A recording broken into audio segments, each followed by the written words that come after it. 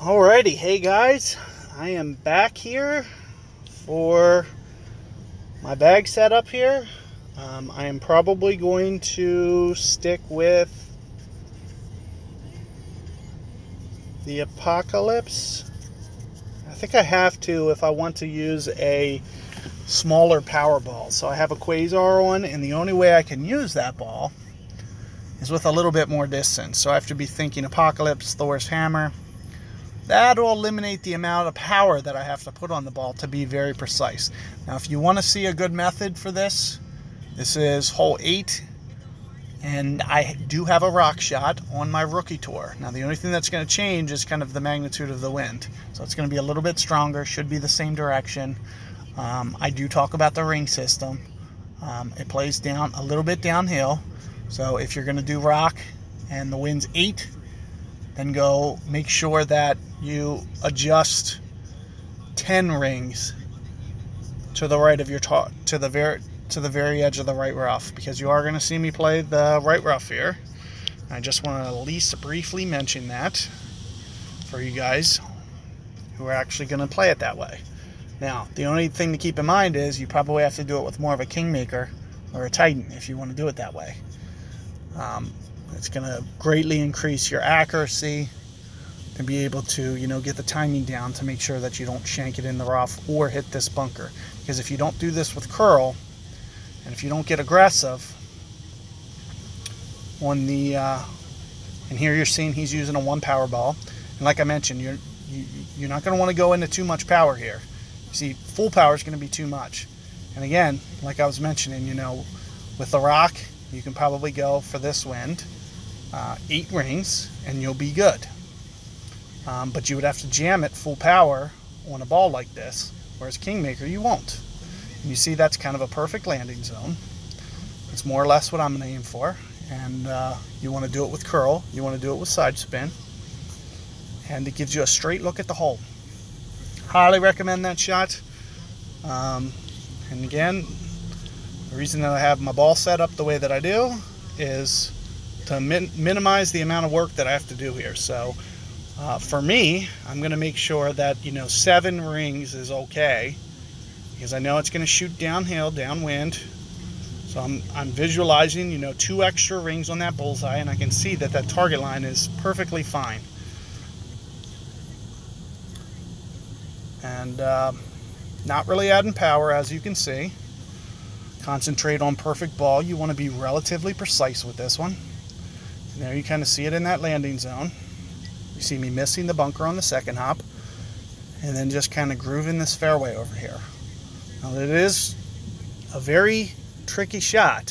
So I just want to emphasize, that you're doing everything very precisely, and you're being very careful with what you're doing, because I don't want you to overshoot it, hit the rough. I don't want you to underplay the wind and miss the rough on the right. So keep those in mind, and I think you'll be good for this hole. Let's talk a little bit about the approach here. Now, it is, you can see from his view here, a little uphill. You can see the green's a little elevated. In addition to that, the green is crowned. So you see that it's not going to be as receptive to backspin. So what I always do is I always take off a bar or 2 of backspin. So I might usually play this with a sniper and do 3 or 4 bars with a sniper. Here you're not going to see me do that. So first off, I'm going to size it up. Looks like I'm right at min club here, which is usually 1.3 per ring, give or take, as a nice estimate. Now, I am going to do this with some bright spin to just kind of straighten it out. And like I mentioned, I'm going to take off a little bit of that spin. Now, you see me have it lined up, and at 1.3 it's not going to be right. I'm going to play it more like 1.5, which is going to put me right at about 5 rings. Right about there. In addition to that, I'm going to do just ever so slightly curl back. Now what that's going to do is it's going to kind of straighten out my ball line here.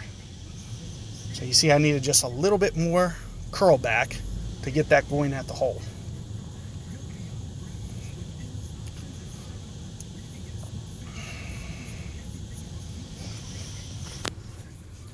if I would have had just ever so slightly more curl back than that, it would have probably been spot on. You see my ring adjustment was pretty good.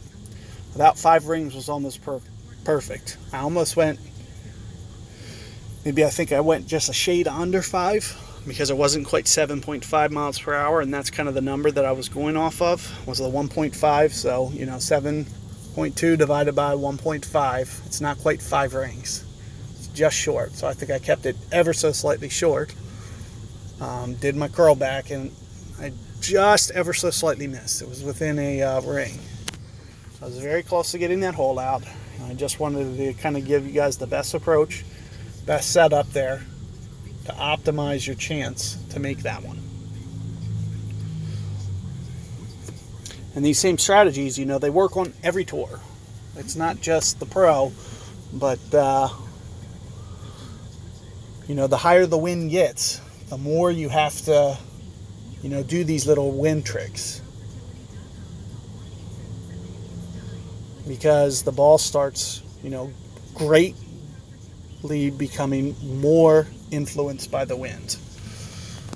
So here, 7.8, you know, this is going to be a pretty easy shot to beat. So let's talk about the method a little bit. So here you see me right at mid. Ooh, was about to be an easy club shot to beat. Now it's not going to be, because I don't really have a good bag setup for this. But let's talk about this. I'm going to do it with 1 bar of backspin here, because I'm going to need a little bit of run out, as you can see. So let's talk a little bit about the method here. So here's going to be more my aim. And of course, you know, instead of going 7 rings here, you're going to see me try to shoot for about 10. So first I want to mention that. Next I'm going to put just ever so slightly some curl, just to get it kind of moving towards the hole. Now you need to overplay your wind. It was hard for me to guess if I played enough there or not. And you see I did beat it, but not by much. It was a lot closer than I wanted it to be. So I think I might have got a little bit aggressive with the way that I was doing my corrections there. But you want to usually play about, I think I might have went about 10 rings actually. What was the wind? 7.8 or 7.6, one or the other. I usually play 20% extra on my wind there. So 20% extra is probably 9.5. So I needed to play 9.5. I felt like I went 10, but I wasn't really being careful. I think I might have went ever so slightly too much. Didn't quite use enough curl back. It's hard gauging how much to curl, especially when the wind's pointed left to right anyway, because it's already adding some curl on it. But notice what I did with my landing zone there is I tried to put the second hop kind of right into the fringe, or just short of the fringe. And I just knew that even though you couldn't see the ball trail, so that's why so many people have problems with this. So they can't see the ball trail rolling out, so they'll add more power and then they'll roll down the hill.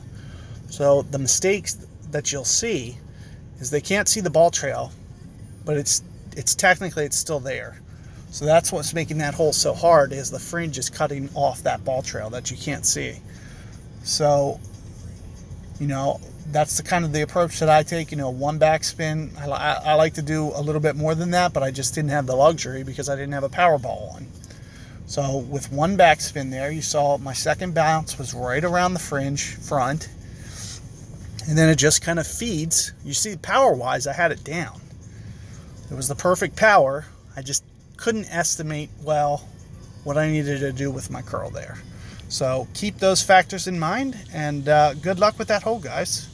I think you guys can get that par 4 and hopefully add an eagle to your scorecard. I'll see you guys on the next tee. Good luck with that one.